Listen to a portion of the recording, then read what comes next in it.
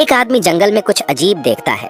थोड़ी दूरी पर एक बच्चा लड़खड़ाते हुए चलता दिखाई देता है, जैसे किसी ने जानबूझकर उसे रास्ते के किनारे छोड़ दिया हो। और हैरानी की बात यह कि उसके मुंह में कोई अजीब चीज चबाई जा रही थी। आदमी को लगा कि शायद उसकी आंखों का धोखा है, इसलिए उसने सोचा कि वापस शहर लौट जाना ही ठीक रहेगा। लेकिन तभी कुछ कदम चलने के बाद ही उसे एक और बच्चा दिखाई देता है। चारों तरफ कोई और नजर नहीं आता, तो आदमी सोचता है कि ये बच्चा शायद रेगिस्तान में भटक गया है। वो उसके पास जाकर पूछता है कि क्या उसे मदद चाहिए। बच्चा कहता है कि उसके माता पिता का कोई पता नहीं है। जैफ को बच्चे पर दया आती है। वो उसे उठाकर साथ शहर ले जाने का सोचता है, लेकिन हैरानी की बात यह होती है कि बच्चा बिना कुछ कहे सामने की तरफ बढ़ता जाता है। जैफ को लगता है कि बच्चा अकेला है और डरा हुआ है, तो वो उसके पीछे पीछे चल पड़ता है। आधे घंटे तक रेगिस्तान में चलने के बाद सामने एक ऐसी जगह आ जाती है जहाँ कोई नेटवर्क नहीं है, एकदम सुनसान इलाका। जैफ बच्चे को रोकता है और अपनी बची हुई पानी की बोतल से उसे पानी पिलाता है। पर जैफ को नहीं पता होता कि उसका यही एक भला काम उसके लिए एक भयानक बुरे सपने की शुरुआत बन जाएगा। पानी पीने के बाद जब जैफ उसे वापस ले जाने की कोशिश करता है, तो बच्चा अचानक उसका हाथ छुड़ा लेता है। पहले जैफ को लगता है कि बच्चा शरारती है, लेकिन जब वो अजीब सा व्यवहार करने लगता है, तो जैफ सोचता है कि शायद बच्चा मानसिक रूप से अस्वस्थ है। बच्चा जाते जाते एक रहस्यमयी मुस्कान देता है और चल देता है। अंधेरा होने लगता है। जैफ वापस घर लौटना चाहता है, लेकिन रेगिस्तान में वो रास्ता भटक जाता है और मोबाइल का नेटवर्क भी चला जाता है। थक हार कर वो एक गुफा ढूंढ लेता है ताकि रात वहीं बिता सके। लेकिन तभी उसे किसी आवाज के आने का एहसास होता है। डरते डरते वो उस आवाज की दिशा में जाता है और देखता है कि वहाँ एक खाई जैसी घाटी है।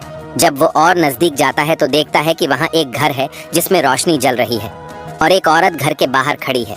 जैफ को बहुत खुशी होती है। वो खाई के किनारे लगे सीढ़ी से नीचे उतरने लगता है, लेकिन सीढ़ी आधी ही होती है, इसलिए उसे मजबूरी में बगल में लगी लोहे की जंजीर वाली सीढ़ी से नीचे जाना पड़ता है। उसे नहीं पता होता कि यही सीढ़ी उसे एक भयानक दुःस्वप्न में ले जाएगी। जैफ घर के पास पहुंचता है और कई बार दरवाजा खटखटाता है, लेकिन कोई जवाब नहीं मिलता। घर में रोशनी जल रही होती है और उसे लगता है कि कोई अंदर है। आखिरकार वो सीधा उस औरत के सामने पहुंच जाता है और कहता है कि वो रेगिस्तान में रास्ता भटक गया है और थोड़ी मदद चाहिए। लेकिन अजीब बात ये थी कि औरत ने कोई जवाब नहीं दिया, बस जैफ से कहा कि पहले बैठकर खाना खा ले। जैफ भी मजबूरी में हाँ कर देता है।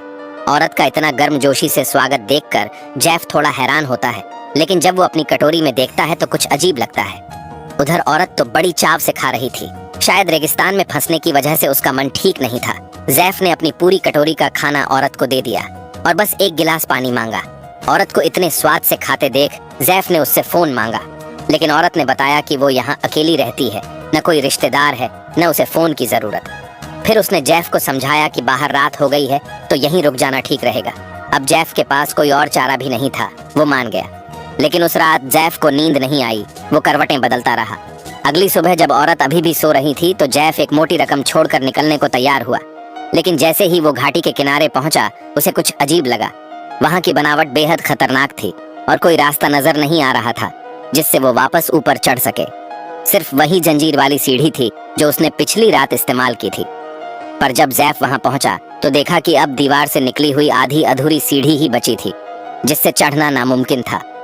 अब मजबूरी में वो फिर से घर के अंदर गया, लेकिन औरत अब भी सो रही थी। फिर वो दरवाजे के बाहर ही बैठ गया और बोरियत में अपना कैमरा निकाल लिया। कैमरे से जब वो आसपास देखने लगा तो पाया कि इस घर की हर चीज अजीब है। दीवारों पर अजीब चित्र, पीछे के कमरे में एक बड़ा लोहे का पिंजरा और यहाँ तक कि बकरी के सिर वाला कोई बलिदान स्थल भी था। तभी औरत जाग गई और बाहर आकर अपने काम में लग गई। जैफ ने जंजीर वाली सीढ़ी के बारे में पूछा कि वो कहाँ गई, पर औरत ने फिर कोई जवाब नहीं दिया। जैफ ने सोचा अब बहस का क्या फायदा, और चुपचाप उसके काम में हाथ बंटाने लगा। काम खत्म होने के बाद ही औरत बोली कि अगर कल तक रुके तो शायद ऊपर जाने का रास्ता मिल जाए।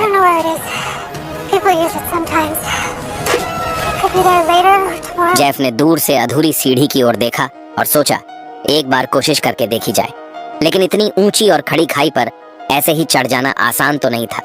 कई बार कोशिश करने के बाद आखिरकार उसने हार मान ली। इसके बाद जैफ ने अपने पूरे बदन पर लगी धूल मिट्टी साफ करनी शुरू कर दी। औरत यह देखकर बेहद उत्साहित हो गई और फौरन पानी लाने और उसके कपड़े धोने की पेशकश की, लेकिन जैफ ने सख्ती से मना कर दिया। इस वक्त वो बस किसी तरह शहर लौटना चाहता था। औरत ने पूछा क्या तुम्हारी पत्नी तुम्हारा इंतजार कर रही है? जैफ थोड़ा हैरान रह गया। उसने कहा कि वो तो खुद इस हालत में नहीं जानता कि कभी उसकी कोई पत्नी होगी भी या नहीं। जब औरत को पता चला कि जैफ अभी भी कुंवारा है तो वो और ज्यादा घुलने मिलने लगी। रात गहराती गई पर जैफ की आंखों से नींद दूर थी। वो उठा और बाहर जाकर देखने लगा कि कहीं सीढ़ी वापस तो नहीं आई, लेकिन नजारा वही था, कोई जंजीर वाली सीढ़ी नहीं। अगली सुबह जैफ ने एक्शन लेने का फैसला किया। उसने दराज से एक फावड़ा निकाला और अकेले ही चढ़ाई शुरू कर दी। पर वो दीवार इतनी सख्त थी कि 1 इंच भी आगे बढ़ना मुश्किल हो रहा था। लेकिन घर लौटने की उम्मीद उसे लगातार कोशिश करने पर मजबूर कर रही थी। तभी जैफ ने जैसे ही ऊपर देखा, किसी ने ऊपर से एक मुर्गी फेंक दी। शायद ये जानबूझकर किया गया था। दर्द से कराहते हुए जैफ रात तक बेहोश हो गया। उसका फावड़ा सीधा उसकी टांग पर गिरा था, जिससे वो बुरी तरह घायल हो गया। जब औरत ने उसे इस हालत में देखा तो दौड़कर आई और उसका जख्म साफ कर पट्टी भी की। अगली सुबह जैफ अभी भी थोड़ी बेहोशी में था। तभी उसे ऐसा महसूस हुआ जैसे वही लड़का फिर से सामने खड़ा है जो रेगिस्तान में उसे मिला था। लेकिन तब तक जैफ फिर से गहरी नींद में डूब गया। लगभग आधा महीना बीत गया, तब जाकर जैफ का शरीर इस काबिल हुआ कि वो घर के बाहर कुछ कदम चला सके। लेकिन जब वो बाहर गया तो देखा कि जंजीर वाली सीढ़ी अब भी नहीं लौटाई गई थी। गुस्से से तिलमिलाकर उसने घर में घुसकर उस औरत को खींचते हुए बाहर निकाला और जोर जोर से चिल्लाने लगा, सीढ़ी कहाँ है? तुमने मुझे यहाँ फंसा दिया है। वो औरत अवाक खड़ी रही, जैसे कुछ समझ ही न पा रही हो। लेकिन फिर वो कहने लगी, मैंने तो तुम्हारी देखभाल की है। वो टूट सा गया, एक ओर जाकर अपने जख्मों को देखने लगा। उसी समय घाटी के ऊपर 2 लड़के दिखाई दिए। जैफ ने फौरन हाथ हिलाकर मदद की गुहार लगाई। लड़कों ने नीचे झांक कर पूछा, तुम्हें क्या परेशानी है? जैफ ने तुरंत जवाब दिया, मैं गलती से इस घाटी में आ गया हूँ, कृपया कुछ करके मुझे बाहर निकालो और मैं बाहर निकलकर तुम्हारा पूरा एहसान चुका दूंगा। दोनों लड़के बहुत खुश होकर मदद के लिए राजी हो गए, लेकिन फिलहाल उनके पास कोई रस्सी नहीं थी। इसलिए उन्होंने कहा कि वो अभी जाकर एक रस्सी लेकर आते हैं। ये सुनकर जैफ को बेहद खुशी हुई। वो उम्मीद से उनकी पीठ की ओर देखता रहा, सोच रहा था कि अब ज्यादा देर नहीं लगेगी, उसे जल्द ही आजादी मिल जाएगी। कुछ ही देर में एक रस्सी ऊपर से नीचे फेंकी गई। लड़कों ने ऊपर से आवाज लगाई, जल्दी से खुद को बांध लो। जैफ ने भी बड़ी सावधानी से खुद को अच्छे से बांध लिया। लेकिन जैफ को नहीं पता था कि रस्सी फेंकने वाला लड़का बार बार उसे मजबूती से बांधने को कह तो रहा था, मगर उसकी आंखों में एक अजीब सी डरावनी चमक थी। कुछ मिनटों बाद जैफ धीरे धीरे ऊपर खींचने लगा। उसके चेहरे पर राहत भरी मुस्कान थी, मगर रस्सी आधे रास्ते तक भी नहीं पहुंची थी कि अचानक कुछ अजीब हुआ। हालात इतने आसान नहीं थे। कुछ ही देर बाद ऊपर के लड़के कहीं गायब हो गए। जैफ ने जितनी कोशिश की, कुछ काम नहीं आया।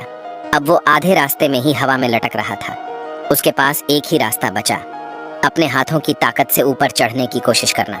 मगर तपती हुई धूप और रेगिस्तानी गर्मी ने उसे धीरे धीरे बेहोशी की ओर ढकेलना शुरू कर दिया। तभी ऊपर से कोई तरल पदार्थ उस पर गिरा। जैफ चौंक गया, क्योंकि ऊपर का लड़का अब वहां पेशाब कर रहा था। ये उसके लिए अपमान की पराकाष्ठा थी। वो अब भी हवा में झूल रहा था और ऊपर के लड़के उस रस्सी को झुला रहे थे, जैसे किसी खिलौने के साथ खेल रहे हों।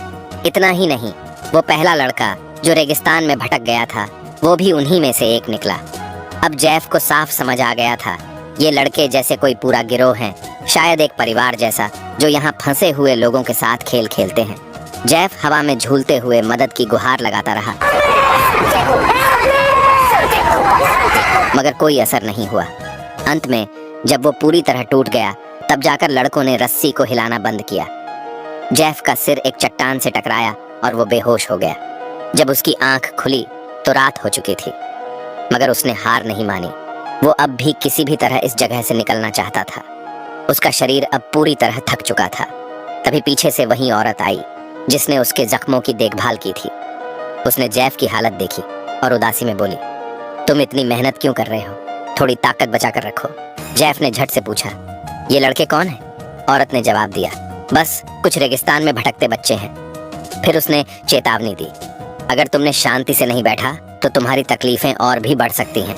जैफ अब पूरी तरह टूट चुका था। उसने आसमान की ओर देखकर एक जोरदार चीख मारी। तभी वो लड़के एक बार फिर उस खाई के किनारे दिखाई दिए। पहाड़ के ऊपर से वे सारे लड़डी के गुस्से में जेफ को घूरते रहे। 1 महीने बाद, जैसे जेफ ने अपनी किस्मत को स्वीकार कर लिया हो, अब वो औरत के साथ अक्सर उसी खाई के भीतर ही फंसा रहता था। जब औरत ने देखा कि जेफ की कमीज की आस्तीन फटी हुई है, तो उसने अलमारी से मर्दों के पुराने कपड़े निकाल दिए और कहा कि जो चाहो पहन लो, कि ये कपड़े आखिर कहाँ से आए होंगे। लेकिन फिर भी वो बिना ज्यादा सोचे एक कपड़ा पहन लेता है। इन दिनों में उसने सब्जियां उगाने की कोशिश भी शुरू कर दी थी। ऊपर से बच्चे अक्सर खाने पीने का सामान फेंकते रहते और जेफ उन्हें चुपचाप स्वीकार करता रहा, जैसे अब वही उसकी नई जिंदगी हो। शायद शराब और ढेर सारे स्नैक्स की वजह से जब जेफ ने एक रात औरत से पूछा, क्या तुम कभी यहाँ से भागने का नहीं सोचती, तो औरत ने बस धीरे से कहा, बस यही तो है, सब कुछ यही है। उसके जवाब से जेफ कुछ समझ नहीं पाया। उसी रात दोनों ने जमकर शराब पी, पर तभी बाहर से अजीब सी आवाजें आने लगीं। जेफ घबराकर पास रखी कुल्हाड़ी उठाता है और लंगड़ाते हुए बाहर की ओर दौड़ पड़ता है। पर बाहर जो देखा उससे उसकी रूह कांप गई। वे सारे बच्चे अजीब सा मेकअप करके पागलों की तरह घाटी में इधर उधर दौड़ रहे थे। जेफ की आंखों में डर और बेचैनी साफ झलक रही थी, पर कुछ ही पलों में वो बच्चे उस पर टूट पड़े, उसे जमीन पर गिरा दिया और जी भरकर मजाक उड़ाया। उनका उपहास, उनका पागलपन सब मिलकर जेफ को अंदर से तोड़कर रख देता है।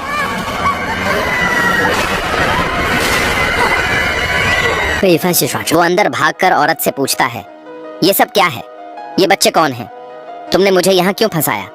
लेकिन औरत सिर्फ शांत रहती है, कहती है, यहाँ कुछ भी बुरा नहीं है, मैं चाहती हूँ कि हम दोनों मिलकर यहाँ एक उम्र गुजारें। उस रात शराब और अकेलेपन ने उन्हें एक कर दिया, एक अजीब सा रिश्ता जो अंधेरे में बना। सुबह जब जेफ नींद से उठा तो औरत उसके पास ही सो रही थी। वो बाहर आया ताकि कुछ राहत पा सके, लेकिन उसे पता नहीं था कि उसी खंभे के पास सैकड़ों बोतलों के ढक्कन जमा हैं, जो शायद उससे पहले यहाँ आकर फिर कभी ना जा सके। इस घाटी में एक और महीना बीत गया। जेफ की उगाई गई सब्जियों में अब हरे पत्ते निकलने लगे थे। उन लड़कों में से एक उसकी सब्जियों को देखकर बड़ा उत्साहित हो गया। उसने जेफ से पूछा, ये सब्जियां तुमने कैसे उगाई। यहीं से जेफ को एक उम्मीद की किरण दिखी। उसने सब्जी उगाने की थोड़ी बहुत जानकारी देकर लड़के का भरोसा जीत लिया। इतना ही नहीं, वो लड़का उसे इनाम में एक बोतल कोल्ड ड्रिंक देने का वादा करता है। जेफ के चेहरे पर हल्की सी मुस्कान लौट आती है। अब शायद भागने का रास्ता खुलने वाला है। रात के वक्त जेफ ने दीवार पर टंगी तस्वीरों को गौर से देखा। उसे ऐसा लगा जैसे उन तस्वीरों में कुछ भाव उमड़ रहे हों। औरत ने बताया, ये मेरी दादी हैं। वो हमेशा से इसी वीरान रेगिस्तान में रहती थीं। मैं उन्हें ज्यादा नहीं जानती, पर इतना जरूर जानती हूँ कि वो मुझसे बहुत प्यार करती थीं, ठीक वैसे ही जैसे मैं अपने पेट में पल रहे बच्चे से करूंगी। ये सुनकर जेफ सन्न रह गया। उसे अब पता चला कि औरत गर्भवती है, पर उसके लिए ये खबर किसी बुरे सपने से कम नहीं थी। कौन चाहेगा कि उसका बच्चा किसी तंग डरावनी घाटी में जन्म ले। जेफ ने तुरंत इसका विरोध किया, पर औरत ने उसकी बातों को टाल दिया। अब जाकर जेफ को एहसास हुआ वो महज एक जरिया था, एक औजार जिसे एक परंपरा के लिए इस्तेमाल किया जा रहा था। चाहे वो कितना भी विरोध करता, पर इस गहरी घाटी में फंसकर उसके पास कोई रास्ता नहीं बचा था। समय बीतता गया। जेफ की टांग अब धीरे धीरे ठीक हो रही थी। वो रोज अभ्यास करता, किसी भी पल भाग निकलने की उम्मीद में। इसी बीच एक दिन वो लड़का फिर आया। उसने कहा, मैं इस बार कोल्ड ड्रिंक नहीं ला सका। जेफ ने मुस्कुराते हुए कहा, कोई बात नहीं, कोल्ड ड्रिंक ना सही, मैं तुम्हें सब्जियां उगाना और दूसरी जरूरी चीजें सिखा दूंगा। बस तुम किसी भी तरह मुझे यहाँ से बाहर निकालो। औरत को भी साथ ले चलेंगे, हम तीनों एक नया सच्चा परिवार बनाएंगे। लड़का थोड़ा हिचकिचाया, पर जेफ की बातों से वह प्रभावित हुआ। उसने कहा, मैं कोशिश करूंगा, पर यह आसान नहीं होगा। इतने में एक लंबे बालों वाला लड़का आया और उस लड़के को घसीटते हुए घाटी की छोटी से दूर ले गया। रात को जेफ बेहद उत्साहित था। उसने औरत से शहर की रोशनी, खुशियों और घूमने की जगहों की बातें की। वो बोला, मैं तुम्हें सब कुछ दिखाऊंगा, बस एक बार यहाँ से बाहर निकल चलो। औरत कुछ पल के लिए उसकी बातों से बह गई। जेफ ने उसे अपने कैमरे में कैद पुरानी तस्वीरें भी दिखाईं, ताकि वो सपना देख सके एक नई जिंदगी का। लेकिन अगली ही सुबह बाहर से औरत की जोरदार चीख सुनाई दी। जेफ दौड़कर बाहर आया और सामने का मंजर देखकर सन्न रह गया। वही लड़का जिससे जेफ ने उम्मीदें बांधी थीं, अब घाटी के बीच में लटक रहा था। उसकी सांसें थम चुकी थीं। जेफ की बोलती बंद हो गई। वो डर से कांपने लगा। औरत जमीन पर बैठकर फूट फूट कर रो रही थी। उसी पल जेफ की आंखें खुलीं। सच्चाई अब उसके सामने थी। ये सारे लड़के इसी घाटी में जन्मे थे, इसी परंपरा के तहत पले बढ़े थे, और उन्होंने ही जेफ को इस घाटी में फंसाया था, ताकि वो उनके कबीले की नई पीढ़ी को जन्म दे सके। एक ऐसा भयावह सच जिससे अब बचना नामुमकिन लगने लगा।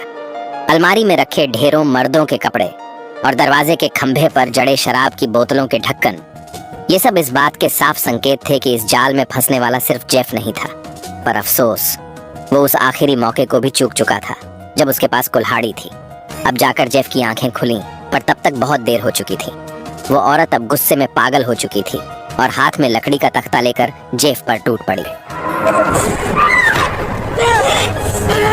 5 महीने बाद जेफ अब एक लोहे के पिंजरे में बंद था।